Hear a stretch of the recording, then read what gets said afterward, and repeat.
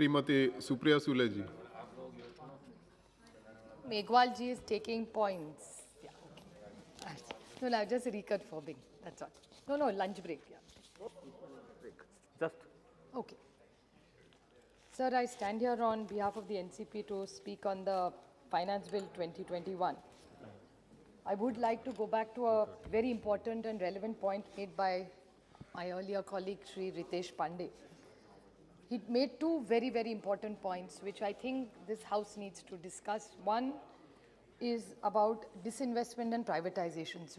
Let me put it on record, we are not against disinvestment and privatizations.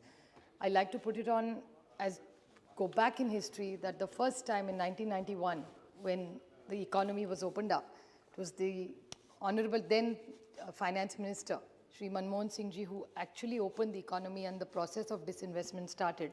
And it continued when he was the Prime Minister.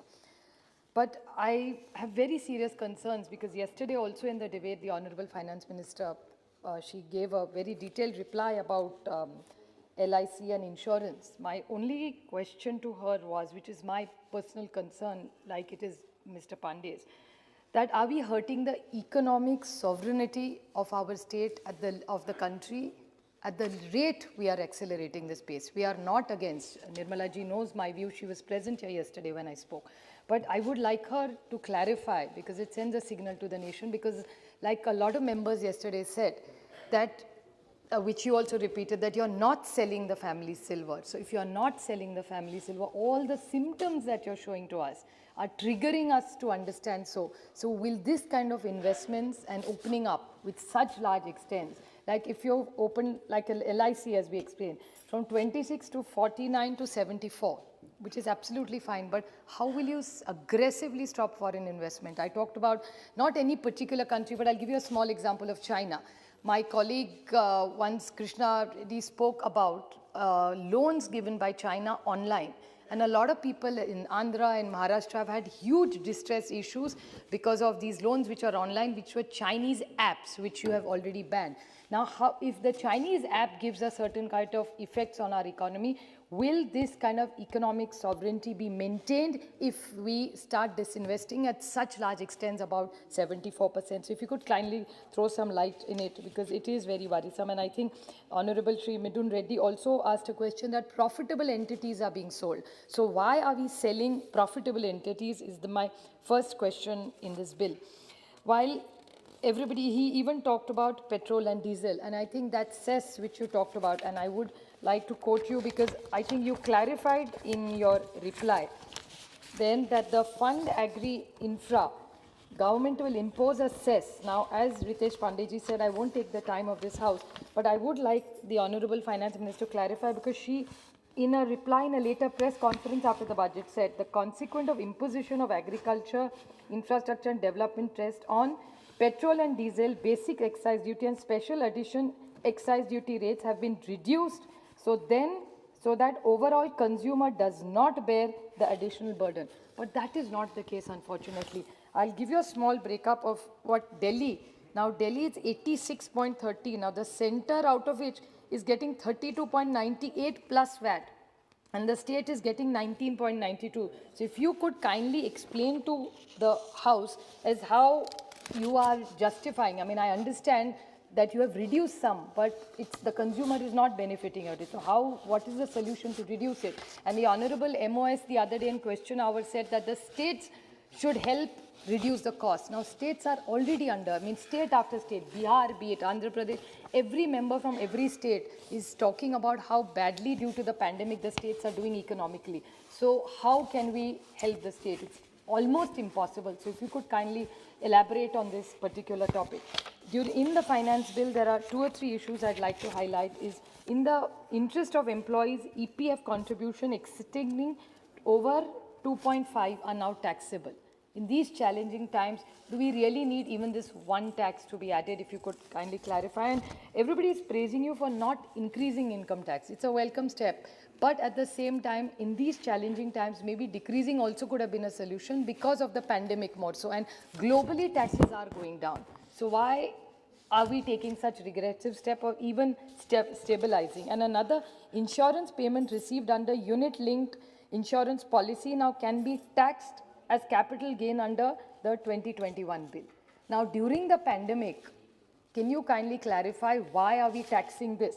Because it presently, any sum received under this was exempted by the 10 into bracket 10D, where the premium payable during the term policy does not exceed 10% of the capital sum. So if you could kindly clarify what is the real logic during the pandemic more. So I understand you have to balance, there are expenses, but during the pandemic, would this really be the right decision in the larger interest of people? There is the tax incentive which is done for the International Financial Services Center.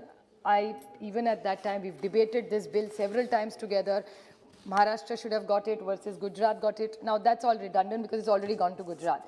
But we would like, because the report that time said that this would generate 10 lakh jobs, which we've not been unfortunately successful in. And year after year, I'm not objecting to giving you, but I don't want it to become a tax haven. I think even in that debate, we had all discussed this.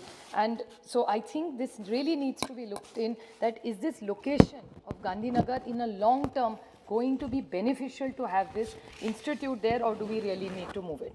There's another very important intervention, which I think Nageshwar Rao ji talked about cotton, but I would like to sort of put a different point, because the other day the textile minister, when Mehtab ji asked a question during question hour, spoke about it. It's a very important point that cotton and cotton waste, now you have increased the duty of 5%, custom duty and another 5% because of the agriculture infrastructure development cess on cotton. Now the cotton industry has import extra, it has to because of long staple cotton, now, which is not available in India. It's not that we are helping our people. So what is the logic of doing this? Because it's actually hurting. Our textile industry creates thousands and thousands of jobs, and more so women. He asked for a textile park. I have a textile park in my own constituency where there are hundreds and thousands, actually 7,500 women who work there, which is under distress because of this. And I'd specifically like to, with your permission, read out that the extra long staple cotton in which India has a clear production deficit are largely imported from Egypt and US and are used for manufacturing bed sheets, fine shirts, several products which are available. And what happens is the country is already flooded with cheaper import of ready-made garments from SAFTA countries. And if this import duty comes in, how is the Indian producer? And I think they've all written to you, so I would request you to kindly relook and rethink of this particular tax. Tax devolution, which stands unchanged, but I remember in the last, when I spoke on the budget, you were very kind enough to take note of it, that during the 15th Finance Commission, Modernization Fund for Defense and Internal Security, by garnering resources from the Consolidated Fund of India. Last time I had requested you and you had assured me that you will explain to us at larger length. So maybe today is the opportunity. Because of the 15th Finance Commission, as you're aware, that 1% you very clearly explained has gone to us, is 41 now because of Jammu Kashmir.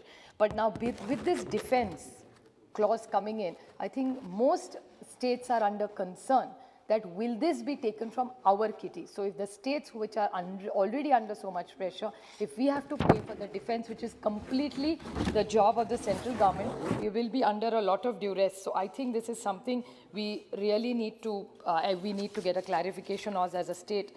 Another thing is, during demonetization, the whole idea of demonetization, which the government said, was to reduce cash inflows. So we don't need that much money to be printed because everything is going to become online. Now, my question is, because this has come into the media, so if you could kindly clarify that 9 lakh crore was cash in circulation. Now, 29 lakh crores now is in circulation, and only in the last 9 months, 3 lakh crore was printed. I'm not against, I understand, I'm not an economist, but I understand a little bit of it, which explains that since you're under such pressure, you have to print money. But by printing 3 lakh crores, when the government keeps saying that you want to reduce CIC, is really this the right decision at such times? Won't it increase inflation? And which is going to hurt people and the common man in this time of the year. The other thing is the cess. Now, so many cesses, CAG has already said that 2.18 lakhs of cess is collected which is not shared by the states. So what is, be it Swachh Bharat cess, the road cess, clean energy cess, now these all go into the consolidated fund and there's no accountability for it. So could you kindly clarify what the CAG has said? And lastly, I'll just make one small point because of everybody's talked about their states, that our state, you owe 28,000 crores right now on GST. So I appeal to you that if you could kindly give this money as soon as possible. And a small issue, which is the PMC bank issue, which is still pending because those depositors are absolutely struggling. You specifically brought a bill in banking regulation to bring in changes for the PMC bank, which is not. I know it's not concerning to this financial bill, but I took this opportunity because eventually the finance bill is for the next whole year for everybody to get their rights, put prices in place and for development. So if all the stakeholders are not included, and PMC are large stakeholders, all these depositors are very poor people, and I think we really need to address this PMC issue. I hate to keep raising it. The faster you resolve it, I'll really not have to raise it. So I urge the Honorable Finance Minister to look into our state issues and all the cooperative federalism that you talk about. I think it's really the taste in, not in just baking the pudding, but eating it. So I think the states are all in one voice asking for central government to help us. And I'm sure in this finance bill, you will control your spending and make sure all the states get their rights and bring inflation down, especially in petrol, diesel and LPG prices. Thank you.